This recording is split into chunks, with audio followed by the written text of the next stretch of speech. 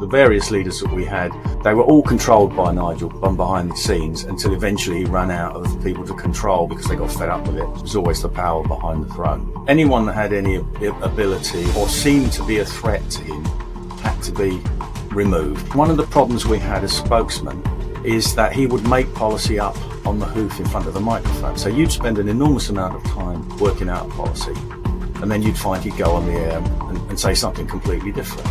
He's always got to be in control. I think he's a control freak. Yeah, you can't have Rupert Lowe going off and saying things in the media and formulating policies which are popular if Nigel was not in control of it.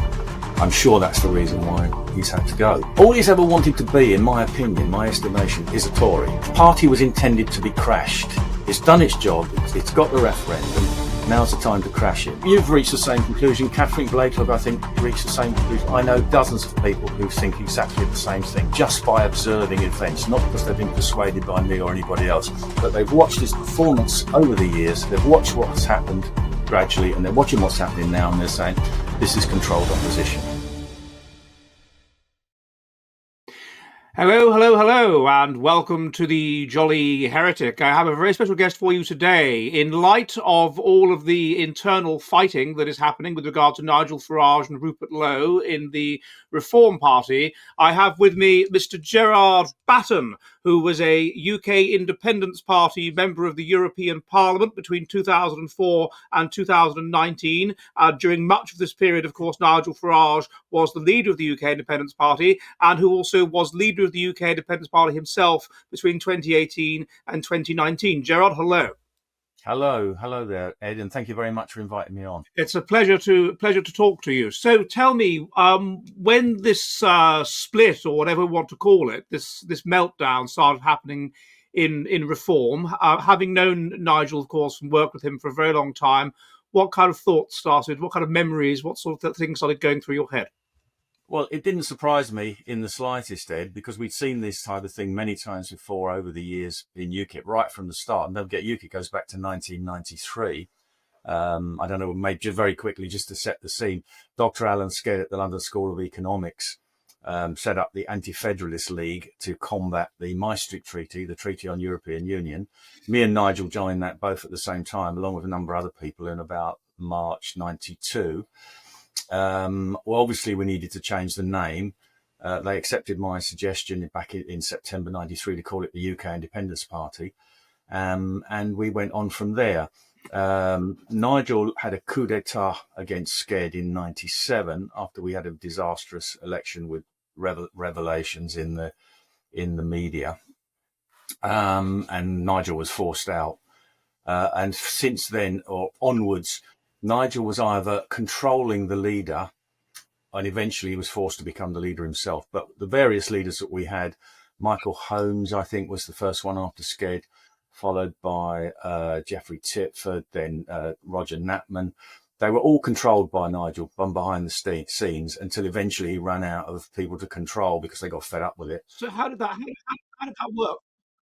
Normally, you would expect the leader of the party to be basically in charge. I know there's variations on that, and one does get puppet leaders. But if that was the case, and he was a relatively young man then, Nigel Farage, in his early 40s, was he, or late, something like that, when this was all going on? Yeah. So, what was it about him? Why was it that he was able to control these men from behind the scenes and be the de facto but not de jure leader of the party? Well, he's a very forceful character, you've probably gathered. He's very good with the media. He could bully. I mean, his tactics in dealing people are, either occasionally flattery and cajolement, but very often bullying. He's a very Machiavellian character. And of course, he was very good with the media. So he would be the main spokesman for the party because, no disrespect to those gentlemen, they weren't all terrific on the media. So Nigel would do that. And he would make up policies on the hoof or whatever. They find out afterwards. He was also very good at controlling the National Executive Committee. I've watched him in that over the years because I was on that in different capacities at different times for quite a long period of time. And he was very good at controlling them. So he had the effective control of the party, and these people weren't strong enough and they didn't have the abilities to stand up for him. So he basically ran the party anyway. He was always the power behind the throne. So why wasn't he just the leader then? I think he didn't want to be at a certain point up until I can't remember the year when he first became leader, but I think he preferred not to be and just work from behind the scenes, or well, he very much in front of the scenes, to be honest. But he didn't actually want the job of leadership. Eventually, he was forced into it. I think that's my view and my So do perspective. you think it's that he doesn't like the organisation involved? He doesn't like that element of it? I'm sure he doesn't. No, and I mean it's especially for a small party, it's a nightmare because you have problems in raising money, um, recruiting members, actually overseeing the branch organisation. I don't forget the big parties have people to do that for them. They have money and they have organisations to do that for them, and the leader can concentrate on politics. Not possible in the small party. The leader has a tremendous amount of work to do that he shouldn't really be doing, but forced into it. Right, right. And so when you say that he was bullying people and cajoling people to get what he wanted, can you give me examples of what form that kind of took? Um, I can't give you a specific one, but I mean, he would come to an NEC meeting and he would tell them something very forcefully that something was true and force them into a course of action or some decisions. And then afterwards you find out, well, it wasn't quite the way he described it or wasn't even true.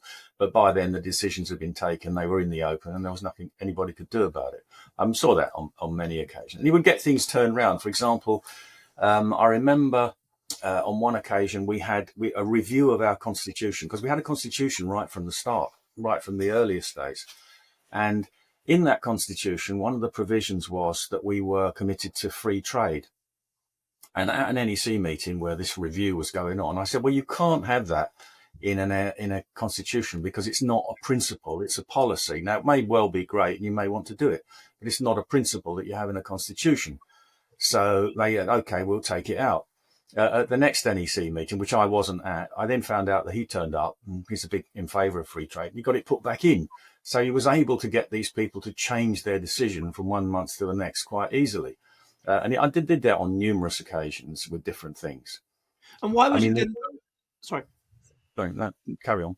Well, why was it then that nobody stood up to him? Is it because at that stage there wasn't enough talent in the party, or because it was a small party, Well, or what was it that was why you, they? you got chopped down if you did that, and then people were gotten rid of. Now, to be fair to Nigel, there were some people throughout the years who needed to be gotten rid of. Every party leader has the same problem. You have people who are just a problem and they need to go. But anyone that had any ability or seemed to be a threat to him had to be removed. They had to be forced out. And we had this with loads of people throughout the years, because I think even people who weren't a threat,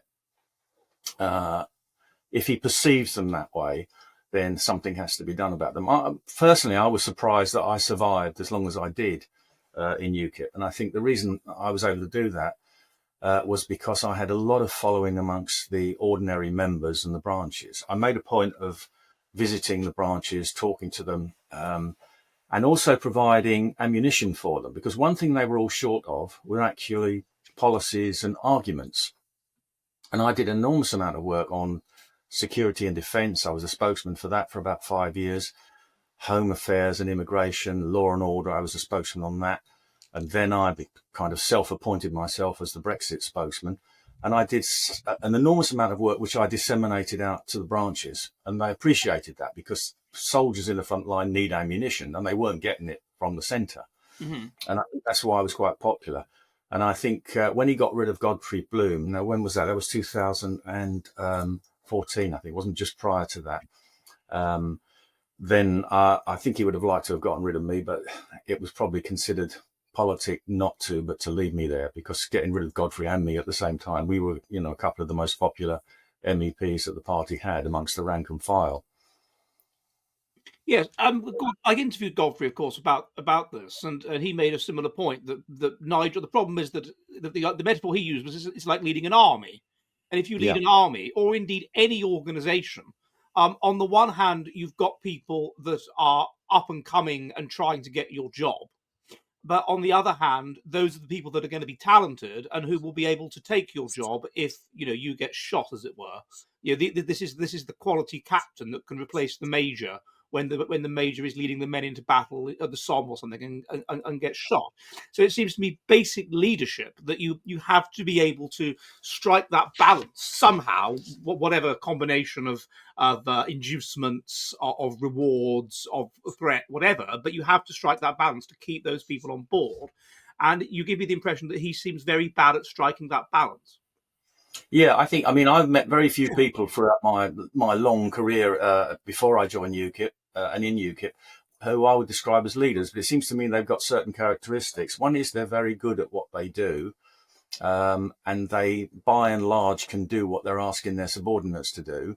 And number two is that they're not frightened of the subordinates precisely because they want to nurture talent underneath them.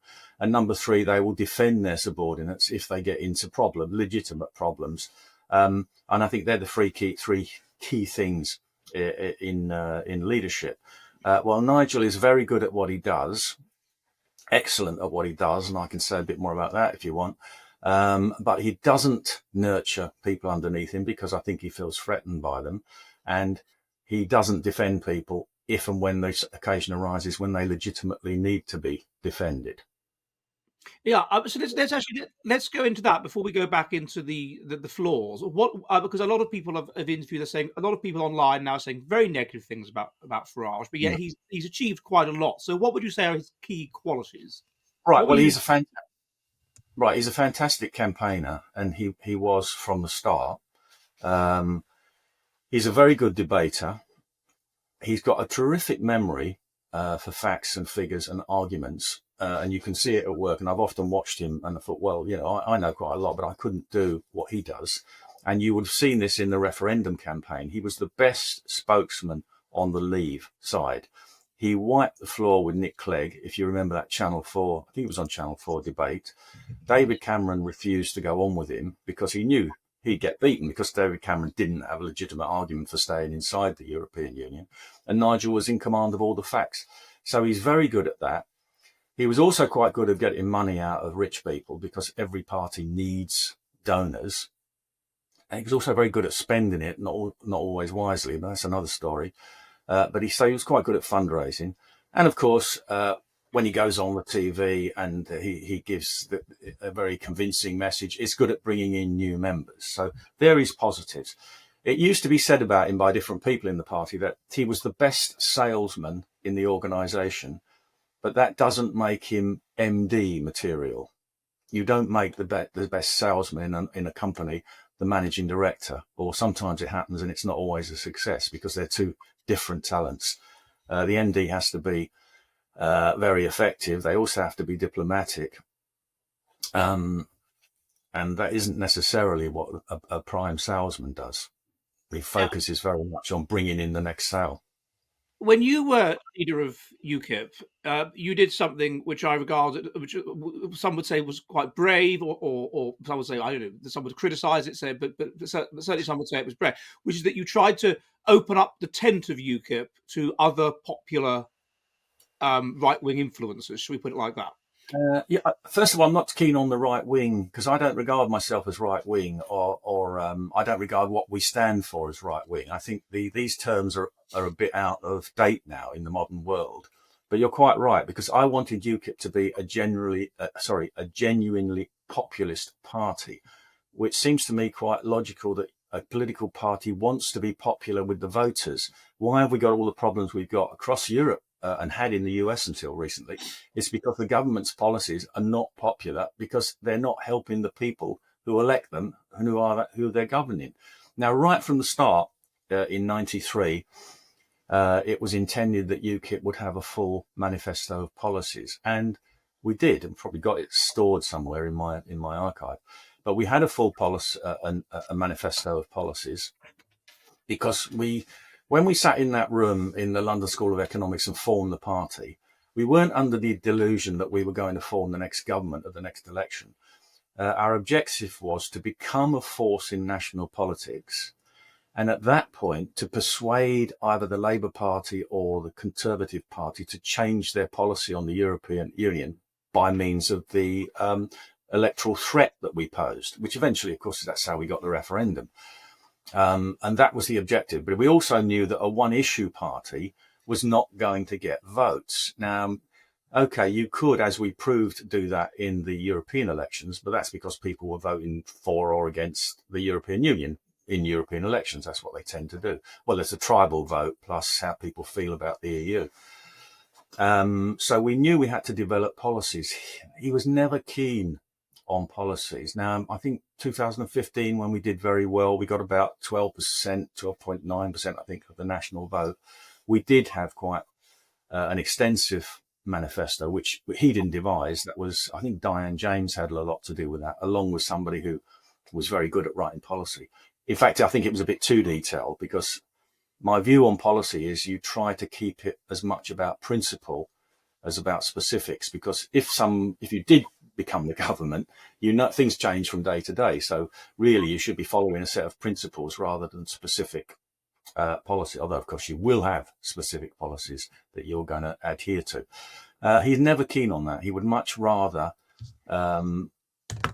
not have policies. And one of the problems we had as spokesman, and I can tell you an amusing story about that, is that he would make policy up on the hoof in front of a microphone. So you'd spend an enormous amount of time working out policy, and then you'd find he'd go on the air and say something completely different. And in fact, how I was appointed Security and Defence by Roger Natman when he was leader, and then I did Justice and Home Affairs, and then Nigel fully became leader. I was called up by one of the press officers, Mark Croucher, and said, "Do you want to be the spokesman on immigration?" I said, "Yeah, I've done a load of work on this. I know quite a bit about it." And he said, "Well, I'm making you the spokesman." I said, "How's that work?" He said, "Well, I'm sick and tired of the press ringing me up, asking me who the spokesmen are, and we haven't got any. So I'm going to appoint somebody." So me and I think a few others were appointed spokesman by the press officer because Nigel just didn't want to do it. And I went on in that vein for up until 2014, I think, when we were re-elected. And after that, I didn't really have a spokesman role, but I made myself the Brexit spokesman and became quite an authority on that. And I published 2 books on the subject. Because again, you see, now, when we talked right from the start about leaving the EU, and I've always said, well, how are you going to do it? You can't just say we're going to leave. You have to have a set of policies and ideas of how you make it work.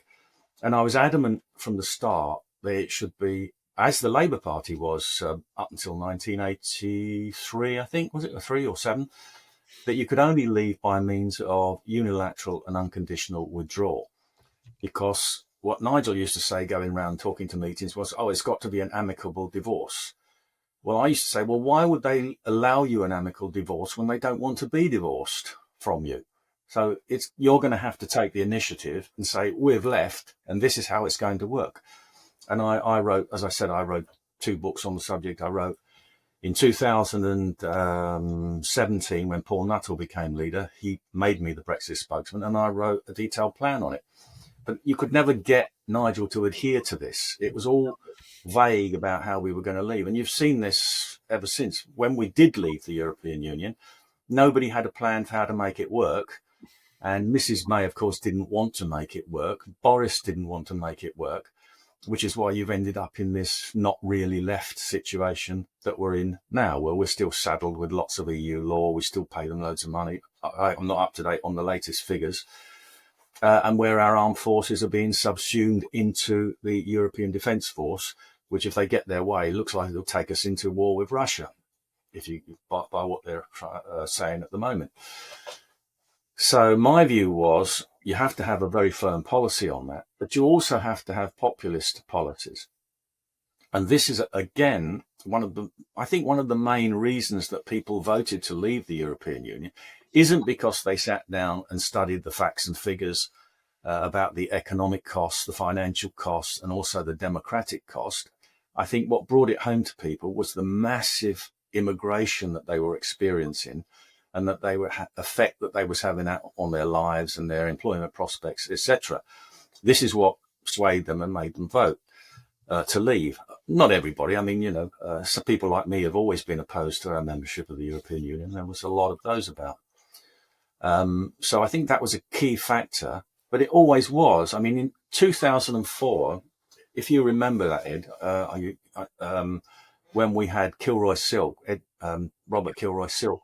Nigel recruited him, and this is another common pattern. He would recruit people because they could bump the votes up. Yeah, I remember that. It was a very kind of, because you were up against the BNP, who didn't win a seat in that election because they brought in all postal voting in areas where the BNP might win, and they tried to sort of rig it, and which they did. So they won in 2009. And you were quite politically correct. I think you had, what was that TV cook from the 80s, that black woman? I can't remember her name. Oh yeah, Rusty. I can't remember. Rusty Lee. And she was a candidate. And I remember thinking, I was a postgraduate at the time. I was 23.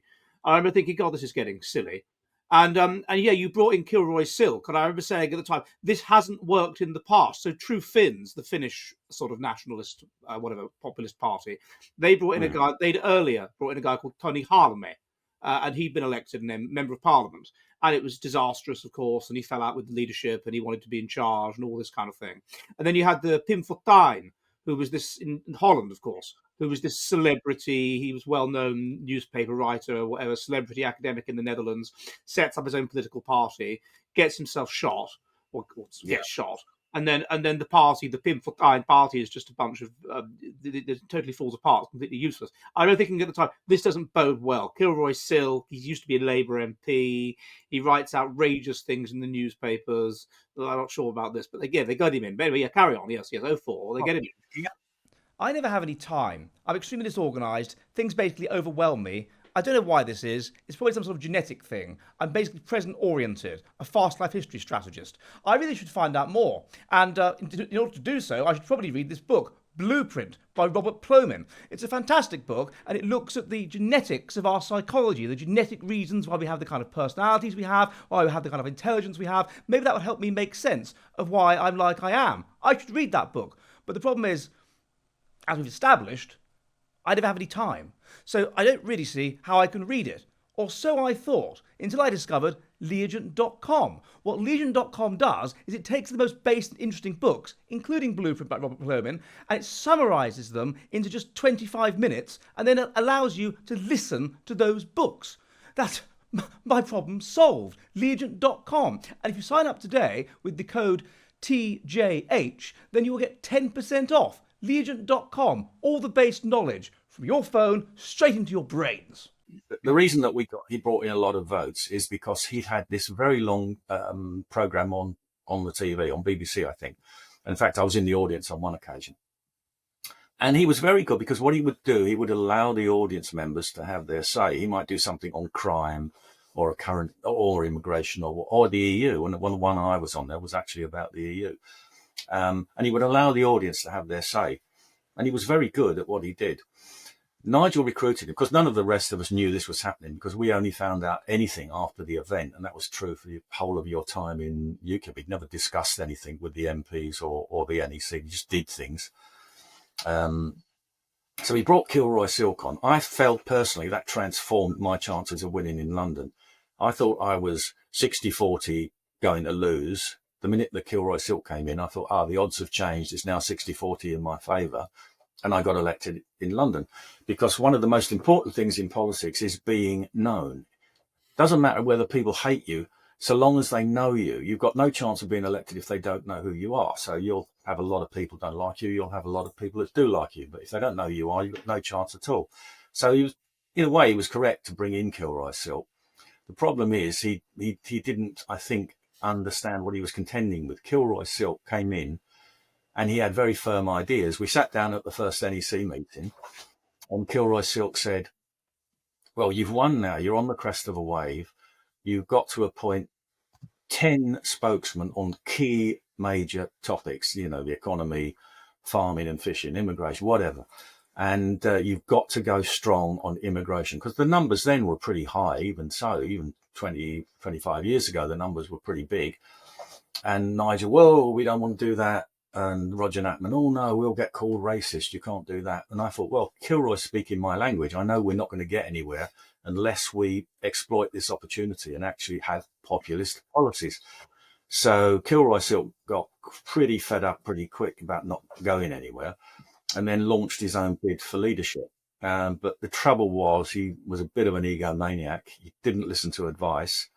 And he then went off and formed his own party, Veritas, which Mark Croucher redubbed Vanitas, and got absolutely nowhere. Yeah, of course. It was a common thing that he'd bring people in because they could be, make us popular at a particular time. He had another lady called Marta Andreasen, who was one of our MEPs. Now, you may not remember, she's not a household name now, but she had a big to do with the European Union. I think she was an accountant, and I think she was an auditor. I'm not sure. And she walked out or she was fired because she wouldn't sign off the accounts. I can't remember the exact story, but anyway, it was along those lines. And she was very much against EU fraud. Nigel brought her in as an MEP. She was in the press. I'm sure she helped get more votes in the election, and then didn't take very long. Then she fell out with Nigel as well and had to go. And in fact, I can't remember which term it was because I was there for 3 terms. It might have been the middle term. By the time we were getting towards the end, we'd lost 45% of the MEPs who'd left for various reasons and left the party. And I used to joke that it could end up, if it went on much longer like this, it could end up that it will be just me and Nigel left in the party. Right, and he continuously falls out with people who show any kind of. I mean, what is that in his character? Why? I think he needs control. He's always got to be in control. And as we discussed earlier, if you're a leader, you've got to trust your subordinates. You give them a plan and you trust them to carry it out. And you've got to give them a bit of leeway. And I think he can't do that. I think he's a control freak. And you're seeing this now in reform. He couldn't have, I've forgotten his name now. Sorry, it's gone out of my head. Rupert Lowe, I'm sorry. Yeah, you can't have Rupert Lowe going off and saying things in the media and formulating policies which are popular if Nigel was not in control of it. I'm sure that's the reason why he's had to go. And Nigel doesn't like to be too controversial either. Now, I saw an interesting thing this morning, Ed.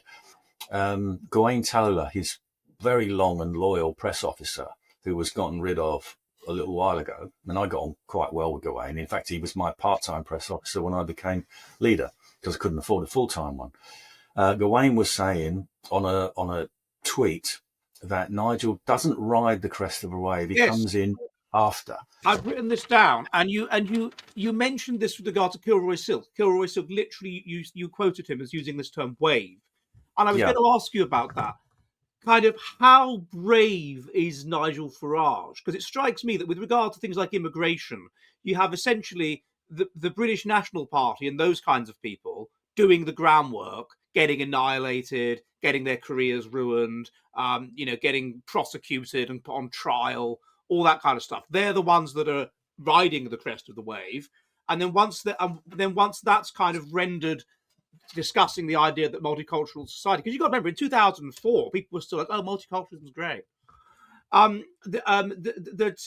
They do the groundwork, they get buggered, and then he comes in a bit behind and tries to take all the glory.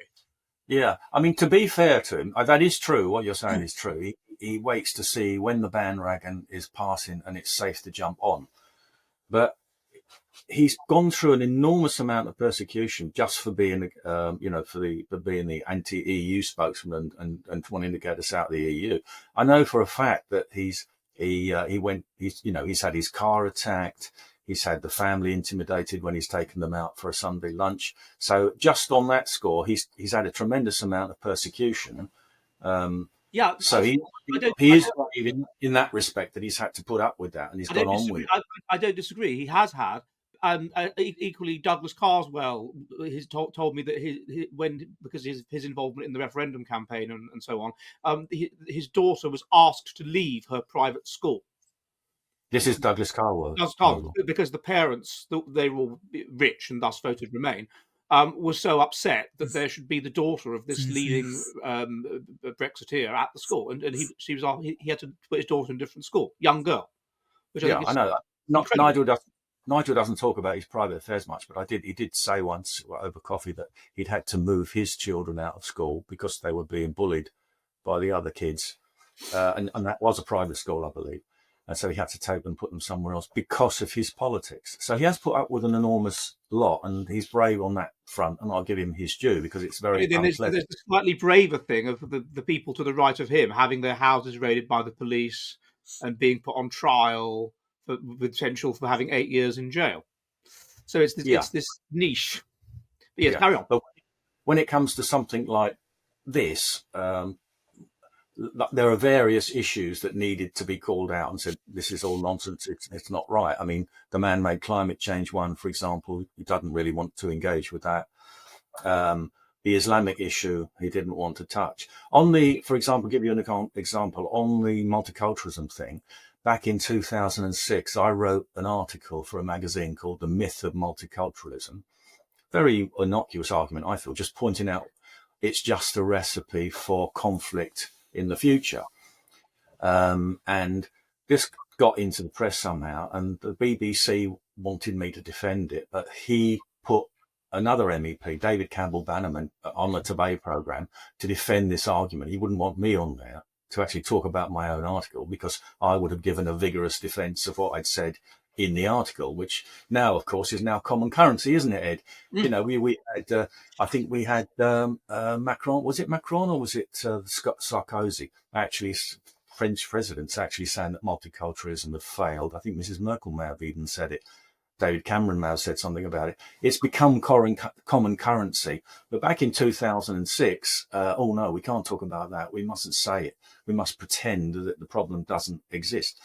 And my view on politics, and maybe I'm not a good one to give this view because I failed. You know, Can I just say, as for the Muslim grooming gangs as well, similar thing. The BNP were talking about that, talking about that in 2004, 2005. That there was an undercover documentary, and because of what they said about that, they were put on trial. And then Nick Griffin was, and Mark Collett, and then he comes when it's safe to talk about it. It's the same pattern of really kind of cowardice or semi-cowardice, not cowardice, because as you say, he has taken flack. Undoubtedly he has. But it's this seems to be you and Godfrey and Catherine Blakelock as well highlight this optimum level of bravery, but no further. I think it's more calculation on what his kind of target audience, the Tories in the shires and the nice, comfortable people that he wants to vote, don't understand it. Because I never came across this in London, so I didn't know about it back then. And I've never had anybody come to me in London when I was a London MEP saying this was a big issue in London. I think it's more an issue in northern towns, or I know it has gone on in other places like Oxford or Bristol, but I've never been aware of it being a big problem in London. And I think he wants to stay away from subjects that he thinks that his nice Tory audience that he's trying to appeal to would not understand and wouldn't respond to. But the minute it becomes a big issue, that's when he will jump onto the bandwagon as it passes by. And as I was about to say, my view on politics is you should actually lead it rather than wait for it to happen and then try to capitalize on it. Because I think that if politicians are talking about something which may not be in the public consciousness, but they're consistent about it and say, this is what we think, this is what's going to happen, then it's a question of preparation meeting opportunity, because eventually those chickens will come home to roost and people will realize it's a problem. Now, as I said, maybe I'm not the best one to advise on that since, I took my party to a defeat by trying to talk about things that other people didn't want to talk about. I wrote, for example, back in 2000, when was it was 2005, I think, wasn't it? The bombings in London on the buses. July 05, July 7th, 05. And I was the security and defence spokesman, and I thought I'd better go and find out what motivates these people. I'd never taken much of an interest in Islam, so I must go and find out. And I went to a meeting in the House of Lords where I was introduced to a former Sharia lawyer who converted to Christianity, who can recite the Quran backwards to you. And he said, it's all in the Quran. The justifications for this are all written down in the Quran or in the Hadith. Kill infidels wherever you find them, make war on infidels, strike terror into the hearts of infidels, etc. And I said, well, we can't get it written down somewhere in a nice, concise fashion. So he wrote a little booklet for me, which I edited. And I said, well, it's not enough to do this, to tell people. We need to make an issue of it. So how about we do a declaration at the back that we ask Muslims to sign, which say, I think there were 5 or 6 key points, like freedom in religion, equality for women, all kind of these completely innocuous things that we would expect people to accept in a Western liberal democracy, and say, let's see how many Muslims we can get to sign up to this and publicise it. So it was all went out on the internet. He had a lot of context, of course. I think we got one Muslim in Australia or something to actually agree to sign it, an imam. And of course, I got slaughtered for this. I was invited on the radio, and all these supposed right-wingers like Nick Ferrari and whatever gave me a very hard time because I'd actually put this document out. And of course, Farage would never come in and defend it and say, well, what he said is actually quite true. It's quite, all this stuff is there. This is what motivates these fanatics to do this. And this is the problem that we have to deal with.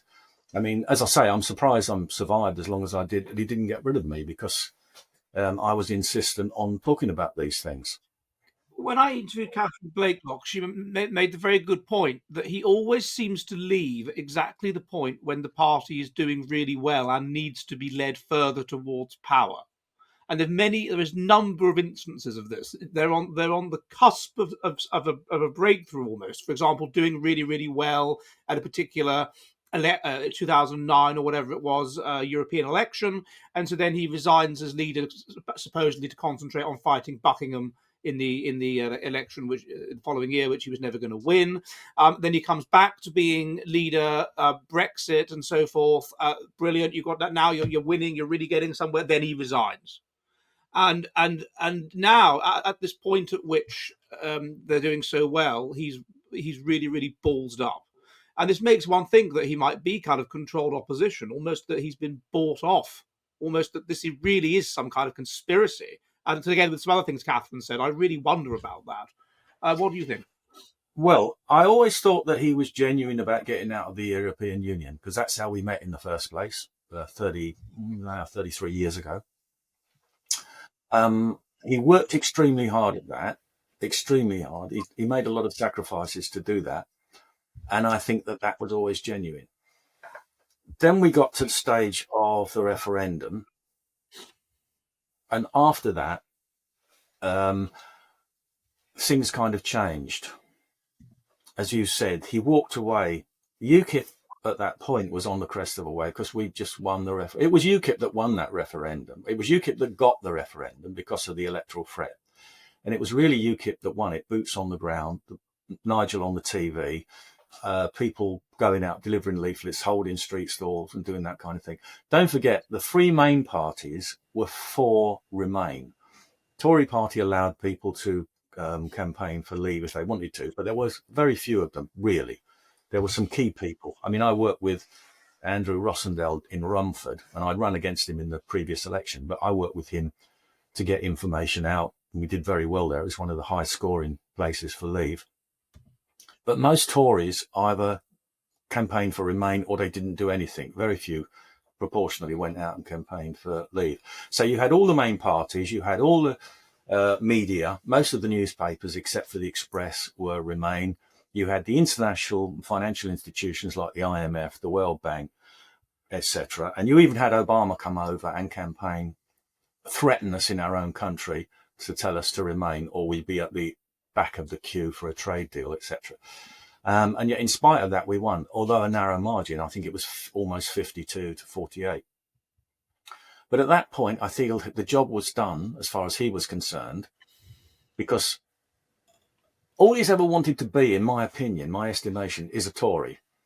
He wants the Tory party to go back to being what he thinks the Tory party should be prior to 1972 when Heath took over, or revived Mrs. Thatcher's heyday. That's what he wants to be. So he's trying to win the approval of the Tory party, but on his terms, not theirs. So, and then again, these other occasions when he stood down, UKIP was run into the ground. Now who was that? I lose track of the different leaders we had. I think it was Diane James who was leader for about a few days. We used to call her Lady Jane Grey, but she was leader for a short time. And he persuaded her to do it. She didn't really want to do it. Then she walked away, and then he had to find somebody else to do it. And then eventually we had Henry Bolton. But in the meantime, that opportunity was thrown away because we were very popular. We'd won the referendum. We proved that your vote can make a difference, and that was the time to try and seize on it and And he didn't win elections. And we didn't. We basically threw it away. And at the same time, I'm saying, well, we've left now, but where's our plan? Why aren't we on TV talking about how it should be done? And eventually we got to this situation. Well, Paul Nuttall became leader, and Paul Nuttall's a very nice chap. But again, I don't think, with all due respect to Paul, he wasn't dynamic enough to make it work. Nigel is, unfortunately. He was the most dynamic one there. And eventually we went, I think we only had a high spot of about 40,000 members, and that was going down all the time under Paul. No, not his particular fault, I don't think, because a lot of people felt once the referendum was won, why would they want to continue being a member of UKIP? The impetus had gone. But that was the time to build a new impetus and talk about these other problems that the country faces and the need to do something about it, which, as we're seeing now, has all been proved to be correct and the case. And eventually we got Henry Bolton. Now, to be fair to Henry Bolton, he's a man who can't make a decision. That's one a big drawback in politics. But he inherited nothing. He didn't have an office. He didn't have a computer. He didn't have any staff. The HQ was down in Devon, so he couldn't really have an office down there. And as I say, he had this big major problem of not being able to make a decision. One thing, like the party was intended to be crashed, in my opinion. It's done its job. It's got the referendum. Now's the time to crash it. And we saw, membership going down, money going down. When Henry Bolton became leader in 2018, we had a conference in Torquay. And one of the things on the agenda towards the end of the conference was changing the party logo. Now, you're well aware of the party logo. It's the pound sign with UKIP through the middle. And it had been there for many years. And it was as well known as Coca-Cola and Mars Bar, whether you like it or not. That's how well it was. In fact, we did, I know Nigel consulted some PR people at one point and said, we need to spruce it up. What can we do? And their advice was, well, don't change it, because if you adopt a new logo, it's going to cost you many millions of pounds in advertising to get it anywhere as well known as the logo you've already got. So don't change it. At this conference, the chairman, Steve Crowther, said, well, we're going to change the logo, and the NEC have agreed it. And what he put up on the screen, he got a choice of these two things. He had this thing that looked like a sail of a sailing ship, a yacht, which didn't mean anything to anybody. And we had a lion's head. And you've got a choice, one or the other, not one or the other, or keep the old one. And of course, the meeting voted for the lion's head. I went back on the train with Henry Bolton after that, and I said, you've got to change. This is lunacy. You don't change your logo, which is well known to everybody and probably internationally, for something nobody even knows anything about. I said, you've got to get rid of Lenny the Lion. And some of your older viewers may remember Lenny the Lion. You're not old enough, are you? He was a ventriloquist puppet when I was a boy.